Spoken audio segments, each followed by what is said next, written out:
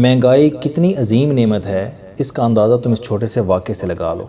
یہ پاکستان کے ایک ارب پتی تاجر کی کہانی ہے۔ انہوں نے غور سے میری طرف دیکھا اور اس کے بعد گویا ہوئے۔ یہ تاجر کبھی کسی دکاندار کے پاس ملازم تھا۔ دکاندار اسے 2000 روپے ماہانہ دیتا تھا اور یہ 2000 روپوں کے لیے 12 گھنٹے کام کرتا تھا۔ یہ ذوالفقار علی بھٹو کا دور تھا۔ اس وقت 2000 روپے مناسب رقم ہوتی تھی اور اس رقم سے درمیانے درجے کے خاندانوں کا ٹھیک ٹھاک گزارا ہو جاتا تھا۔ لیکن پھر ملک میں مہنگائی کا ریلا آ گیا۔ ضروریات کی تمام چیزوں کے ریٹس بڑھ گئے۔ اس کے گھر 3 بچے بھی پیدا ہو گئے، ان بچوں کی ضروریات بھی بڑھ گئیں۔ والد اور والدہ بھی بیمار رہنے لگے اور مالک مکان نے بھی کرایہ بڑھا دیا۔ سائیکل پرانی ہو گئی اور اس کے خرچے بھی نکلنے لگے۔ بجلی کے ریٹس میں بھی اضافہ ہو گیا۔ ملک میں ٹی وی، واشنگ مشین اور فریجوں کا رواج بھی ہو گیا اور بیوی نے ان سہولتوں کے لیے ضد بھی شروع کر دی۔ مہمانوں کی آمد میں بھی اضافہ ہو گیا اور عزیز رشتہ داروں کے بچے بھی شادیوں کی عمر میں پہنچ گئے۔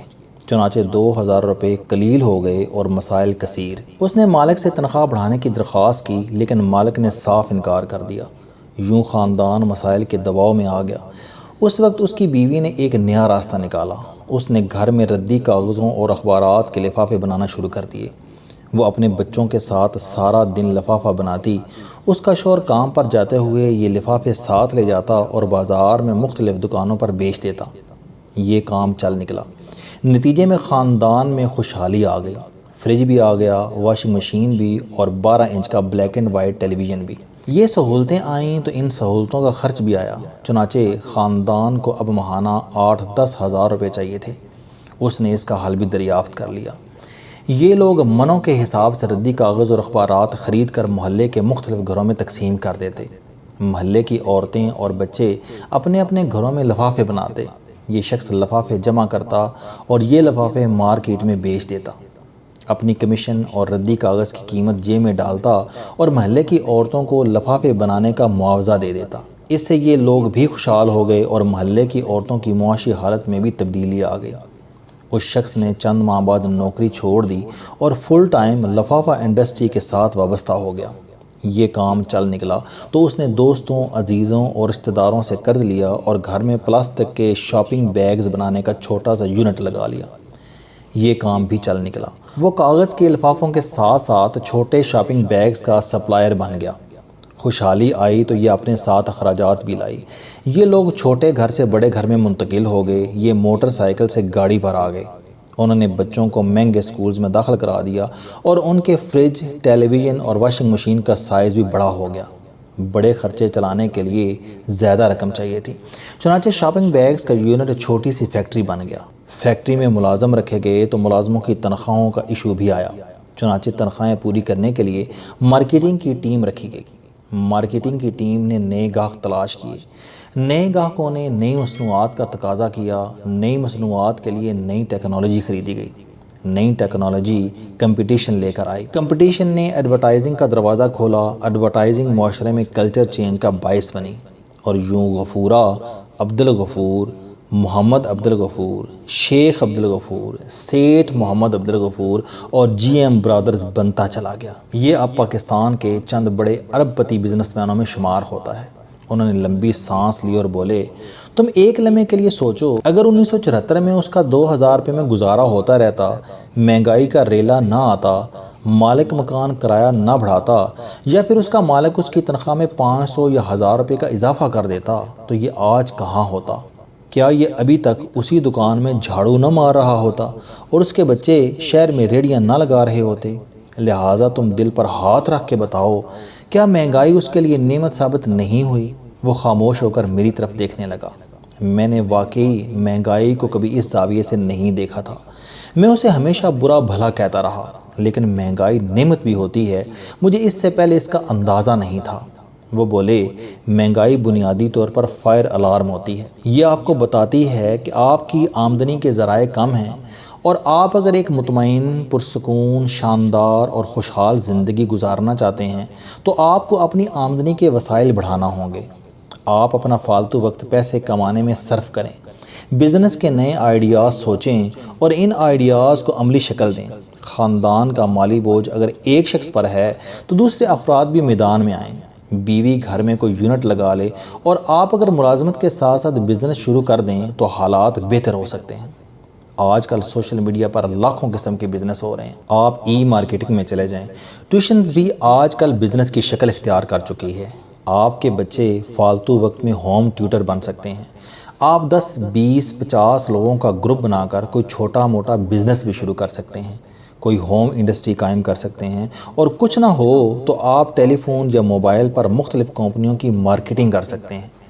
آپ کے پاس سینکڑوں، ہزاروں آپشنز موجود ہیں، بس آپ نے مہنگائی کو نعمت یا فائر الارم سمجھنا ہے اور اس الارم کے ذریعے اپنی مسائل کا حل تلاش کرنا ہے۔ انہوں نے لمبا سانس لیا اور بولے، دنیا میں آج تک مہنگائی کم نہیں ہوئی۔ یہ بوتل کا ایسا جن ہے جو ایک بار باہر آ جائے تو یہ واپس بوتل میں نہیں جاتا، چنانچہ ہمیں اس بوتل میں بند کرنے کی کوشش نہیں کرنی چاہیے، ہمیں اس کا مقابلہ کرنا چاہیے۔ اگر ہماری تعلیم کم ہے تو ہمیں اپنی تعلیمی استعداد بڑھانی چاہیے تاکہ ہمیں 4-5 ہزار کے بجائے 50-60 ہزار کی نوکری مل سکے۔ ہم اکیلے کام کر رہے ہیں تو ہمیں گھر کے دوسرے افراد کو بھی کام پر رضامند کرنا چاہیے۔ ہم اگر نوکری کے دوران سستی، کام چوری، چغل بازی اور نمک حرامی کا مظاہرہ کر رہے ہیں تو ہمیں اسے فوراً ترک کر دینا چاہیے اور آج سے اپنی جاب پر اتنی توجہ دینی چاہیے کہ ہمارے مالکان ہمیں ترقی دینے پر مجبور ہو جائیں، اور اگر مالکان ہماری کارکردگی کی قدر نہیں کرتے تو دوسرے ادارے ہمیں منہ مانگے معاوضے پر ملازمت دے دیں۔ ہماری دکان، ہماری کمپنی اور ہماری فیکٹری میں گاہک نہیں آتے تو ہم آج سے گاہکوں کو متوجہ کرنے کا سلسلہ شروع کر دیں، ان کی عزت کریں، انہیں دہلیز پر خوش آمدید کہیں اور گلی میں واپس چھوڑ کر آئیں، منافع کم کر کے سیل بڑھائیں اور گاہکوں کے حقوق کو پروفٹ پر فوقیت دیں، نئی ورائٹی لے کر آئیں اور ملازمین کو اپنے بچے سمجھنا شروع کر دیں تو ہماری آمدنی میں واضح تبدیلی ہو سکتی ہے۔ ان کا کہنا تھا کہ دنیا میں کوئی چیز مہنگی یا سستی نہیں ہوتی، معاملہ صرف افورڈیبلٹی یا قوت خرید کا ہوتا ہے۔ میں اگر افورڈ نہیں کر سکتا تو چینی 10 روپے کلو ہو جائے تو بھی میرے لیے مہنگی ہوگی، اور اگر میں افورڈ کر سکتا ہوں تو میرے لیے 6 انجن کا جیٹ جہاز بھی بہت سستا ہے۔ بھوک سے نڈھال بچے جس ریسٹوران کے کچرے سے روٹی کے ٹکڑے چنتے ہیں، اسی ریسٹوران پر لوگ 10-10 ہزار روپے بل دے رہے ہوتے ہیں۔ یہ کیا ہے؟ یہ صرف اور صرف افورڈیبلٹی کا فرق ہے۔ یہ بے حسی، طبقاتی تقسیم یا مہنگائی کا ایشو نہیں، یہ زیادہ کام کرنے، بہتر کام کرنے اور اپنی آمدنی کے وسائل بڑھانے کا ایشو ہے۔ کچھ لوگوں نے اپنی غربت کے ساتھ سمجھوتا کر لیا ہے۔ یہ لوگ اپنی زندگی کے لیے مہنگائی کی کمی کا انتظار کر رہے ہیں، جبکہ دوسری طرف کے لوگوں نے مہنگائی کا مقابلہ کیا، انہوں نے اپنی آمدنی کے ذرائع بڑھائے اور آج خوشحالی ان کی دہلیز پر بیٹھ کر جگالی کر رہی ہے۔ وہ درست فرما رہے تھے۔ مجھے اچھی طرح یاد ہے کہ آج سے 10 سال پہلے پورے امریکہ میں یہ مہم چل رہی تھی کہ حکومت کو مزدوروں کی تنخواہ $7 فی گھنٹہ سے بڑھا کر $8 کر دینی چاہیے، اور اسی سال امریکہ کا ایک شخص $60 ملین سالانہ تنخواہ لے رہا تھا۔ آج بھی امریکہ میں عام شہری اوسطاً $75 فی دن کماتا ہے، جبکہ گوگل کا گلوبل CEO سندر پچائی روزانہ 3.5 کروڑ روپے تنخواہ لے رہا ہے۔ اس میں اور ان لوگوں میں کیا فرق ہے؟ ان دونوں میں صرف اپروچ کا فرق ہے۔ سندر پچائی نے مہنگائی کو نعمت سمجھا اور یہ آمدنی کے وسائل بڑھانے میں جت گیا، جبکہ باقی 8 کروڑ لوگ مہنگائی میں کمی کا انتظار کرنے لگے۔ چنانچہ یہ ترقی کی بلندی پر پہنچ گیا اور باقی لوگ ہائے ہائے کے نعرے لگاتے رہے۔ ہمیں بھی مہنگائی کو عذاب کے بجائے نعمت سمجھنا چاہیے اور اسے چیلنج بنا کر اپنے لیے ترقی کے راستے کھول لینے چاہیے۔ السلام علیکم دوستو، علم دوستی چینل بنانے کا مقصد موٹیویشنل اور زندگی بدل دینے والی کہانیاں آپ تک پہنچانا ہے۔ مجھے خوشی ہے کہ آپ احباب کو یہ ویڈیوز بہت پسند آ رہی ہیں۔ کوئی بھی شخص جو مایوسیوں میں گھرا ہو یا کوئی بھی شخص جو اپنی زندگی مثبت انداز سے گزارنا چاہتا ہے، اس کے لیے یہ چینل لائف چینجنگ ثابت ہوگا۔ میرا دعویٰ ہے کہ کوئی بھی شخص اگر اس چینل کی ویڈیوز دیکھ اور سن لے گا تو اس کی زندگی بدل جائے گی۔ اگر آپ کو یہ چینل پسند آئے تو اسے سبسکرائب کرنا نہ بھولیں تاکہ ہر نئی آنے والی ویڈیو آپ تک پہنچ سکے۔ اس ویڈیو کو دوسروں تک ضرور پہنچائیں کیونکہ یہ صدقہ جاریہ ہے۔ آپ احباب کا